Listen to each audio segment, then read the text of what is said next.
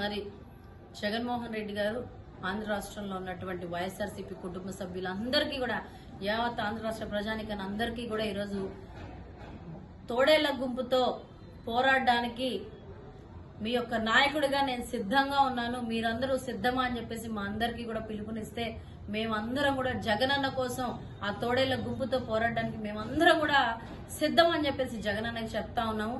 మరి ఇటువంటి ప్రక్రియలో మేము ముందుకెళ్తా ఉంటే మరి అటు పక్క పవన్ కళ్యాణ్ వచ్చి మేము సంసిద్ధమే అంటాడు, చంద్రబాబు నాయుడు వచ్చి మేము కూడా సంసిద్ధం అంటాడు. దేనికి సంసిద్ధం వీళ్ళు? అసలు జగన్మోహన్ రెడ్డి గారికి దేనికి పోటీ పడగలరు వీళ్ళు? ఈ రోజు ఆంధ్ర రాష్ట్రంలో జగనన్న ఒక్క మగాళ్లాగా మరి మహిళల గురించి, చిన్నపిల్లల గురించి, అవతాతల గురించి, విద్యార్థుల గురించి, ప్రతి ఒక్కరి గురించి ఆయన అనేక రకాలుగా ఆలోచించి వారికి పథకాలు ఇస్తూ వారి క్షేమాలు చూసుకుంటూ వారి బాగోగులు చూసుకుంటూ మంచి చెడులు ఆలోచిస్తూ 5 ఏళ్ల పాటు ఆంధ్ర రాష్ట్రాన్ని పరిపాలిస్తా ముందుకెళ్తా ఉంటే మరి ఈ చంద్రబాబు నాయుడు గారు కానివ్వండి, ఆయన నమ్ముకున్నటువంటి ఆయన దత్తపుత్రుడు కానివ్వండి, సొంత పుత్రుడు కానివ్వండి, కొత్త పార్టీలోకి వచ్చి ఈయనకి స్టార్ క్యాంపెయినర్స్ గా ఉన్నటువంటి ఇంకొంతమంది నాయకులు కానివ్వండి, వీళ్ళందరూ కూడా ఈ 5 ఏళ్ల పాటు ఏమైపోయారు? గతంలో 5 ఏళ్లు పరిపాలించిన చంద్రబాబు నాయుడు ప్రజలకి ఏం ఒరగబెట్టగలిగాడు? ప్రజలకి ఏ భరోసా ఇవ్వగలిగాడు? ఇవేవి కూడా లేకుండా ఈ రోజు జగనన్న 5 ఏళ్ల పాటు మీకు నేను ఇచ్చినటువంటి సంక్షేమం, అభివృద్ధి మీ గుమ్మంలోకి వస్తే నేను ఇచ్చినటువంటి మంచి, నేను చేసినటువంటి మంచి మీకు అందితేనే నాకు ఓటేయండి అని సగర్వంగా కాలర్ ఎగరేసుకుని చెప్పగలిగే సత్తా ఉన్న నాయకుడు జగన్మోహన్ రెడ్డి గారు. మరి ఈ రోజు చంద్రబాబు 2024 ఎలక్షన్స్ లో ఈ తోడేళ్లందరినీ కూడా తొక్కేసి ప్రజలందరూ మరొక్కసారి ఆంధ్ర రాష్ట్రంలో వైఎస్ఆర్సీపీ జెండాని రాష్ట్రం అంతటా కూడా రెపరెపలాడించడానికి ఆంధ్ర రాష్ట్ర ప్రజానికం సిద్ధంగా ఉన్నారని కూడా నేను తెలియజేస్తా ఉన్నాను.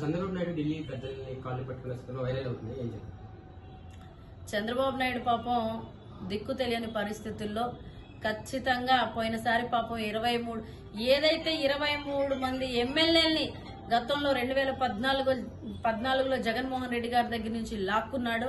అదే 23 మంది ఎమ్మెల్యేలకి జగన్మోహన్ రెడ్డి గారు ముఖ్యమంత్రి అయిన తర్వాత 23 మంది ఎమ్మెల్యేలకి చంద్రబాబు నాయుడు పరిమితం అయిపోయాడు.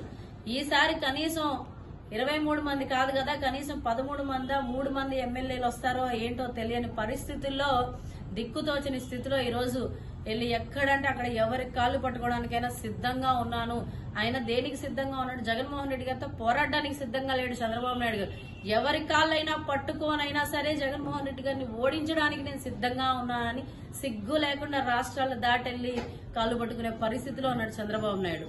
ఖచ్చితంగా చంద్రబాబు నాయుడు గారికి కానివ్వండి, ఆయన దత్తపుత్రుడికి కానివ్వండి, సొంత పుత్రుడికి కానివ్వండి, ఆయన తెచ్చుకున్నటువంటి పక్క రాష్ట్రాల నుంచి తెచ్చుకున్నటువంటి స్టార్ క్యాంపెయినర్లకు కానివ్వండి, ఒకటే చెప్తా ఉన్నాం, ఎంతమంది వచ్చి ఎన్ని పిచ్చి ప్రలోభనలు చేసినా, ఎంతమంది వచ్చి ఏ విధంగా జగన్మోహన్ రెడ్డి గారి మీద నెగటివ్ క్యాంపెయినింగ్ చేసినా సరే జగనన్న మరొక్కసారి 2024లో రాబోయేటువంటి ఎలక్షన్స్ లో గెలిచి ముఖ్యమంత్రి పీఠాన్ని ఎక్కబోతా ఉన్నాడు అనేది ఖచ్చితంగా ఇది బుక్ లో రాసుకోవాల్సిన విషయం. రెండోది, చంద్రబాబు నాయుడు గారు కాళ్ళు పట్టుకున్నాడంటే ఆయన పరిస్థితి చూస్తేనే పాపం జాలేస్తా ఉంది. ఏడవడం, పెద్ద మనుషుల దగ్గరికి వెళ్లి కాళ్ళు పట్టుకోవడం, మమ్మల్ని పొత్తులో కలుపుకోండి, మమ్మల్ని అందరం కలిసి పొత్తులో వెళ్దాము, సింగిల్ గా జగన్మోహన్ రెడ్డి గారిని నేనేమి పీకలేకపోతున్నాను, కనీసం మీరందరూ కలిస్తేనన్నా సరే జగన్మోహన్ రెడ్డి గారిని ఏదో ఒకటి చేయొచ్చని చెప్పేసి ప్రతి ఒక్కరి దగ్గరికి వెళ్లి ఈ రోజు భిక్షం ఎత్తుకునేటువంటి పరిస్థితిలోకి చంద్రబాబు నాయుడు గారు దిగజారిపోయాడు. అక్కడే ఆయన యొక్క ఓటమి కనిపిస్తా ఉంది మనందరికీ కూడా.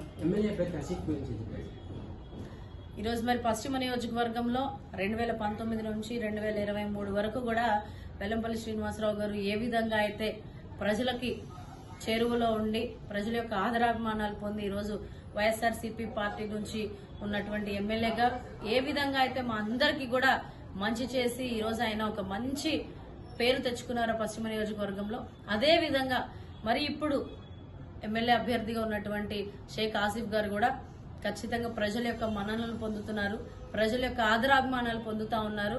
ఒకటే చెప్తున్నానండి, పశ్చిమ నియోజకవర్గంలో ఎవరైనా సరే పోటీ చేసేది ఎవరైనా సరే జగనన్న నిల్చోపెట్టిన ఏ వ్యక్తి అయినా సరే గెలిచి తీరుతారు. పశ్చిమ నియోజకవర్గం గడ్డ, వైసీపీ అడ్డ, మరి ఏ ఒక్క పార్టీకి కూడా ఈ యొక్క పశ్చిమ నియోజకవర్గంలో తావులేదు. 2014 కానివ్వండి, 2019 కానివ్వండి, రేపు 2024లో కూడా హ్యాట్రిక్ దిశగా పశ్చిమ నియోజకవర్గంలో వైఎస్ఆర్సీపీ జెండా మాత్రమే ఎగరబోతా ఉంది. ఇది అందరూ కూడా ప్రతిపక్షాలు తెలుసుకొని మరి ఇప్పుడు 4-5 గుంటనక్కలు పోటీ పడతా ఉన్నారు. మేం పోటీ చేస్తాం, సీటు నాది. మరొక పెద్ద నాయకుడు చెప్తా ఉన్నాడు, నాకు గనక సీట్ ఇవ్వకపోతే మా క్యాడర్ అంతా కూడా ఊరేసుకుంటదంట అని చెప్పేసి. మరి ఎంతమంది ఊరేసుకుంటారో, మరి ఎంతమంది ఈయన కోసం ఉరితాళ్లు కొనుక్కుని రెడీగా పెట్టుకున్నారో అది కూడా చూస్తాము. ఖచ్చితంగా నువ్వు ఎంత మందిని రెడీ చేసుకున్నా సరే, ఇంకొక అతనేమో సీట్ నాదే అని చెప్పేసి ఈ మధ్య మొత్తం ర్యాలీలు తగజేస్తున్నాడు. ఇంకో నాయకుడు వచ్చేసి ఏదేమైనా సరే ఈసారి నేను ఎమ్మెల్యేకి సీట్ నాకే వస్తుంది, నేనే గెలుస్తాను, అమ్మవారి గుడి దగ్గర కొబ్బరి చిప్పలు మొత్తం నాయ అని చెప్పేసి ఇంకో నాయకుడు చెప్తా ఉన్నాడు. మరి వీళ్ళందరూ ఈ విధంగా గుంపులుగా తన్నుకుంటా ఉంటారు. ఈ లోపు ఎలక్షన్లు రానే వస్తాయి. ప్రజలందరూ కూడా మా అభ్యర్థి షేక్ ఆసిఫ్ గారికి నీరాజనాలు పలికి ఎమ్మెల్యేగా గెలిపించుకొని ఈ సీట్ ని జగన్మోహన్ రెడ్డి గారికి కానుకగా ఇవ్వబోతా ఉన్నాం.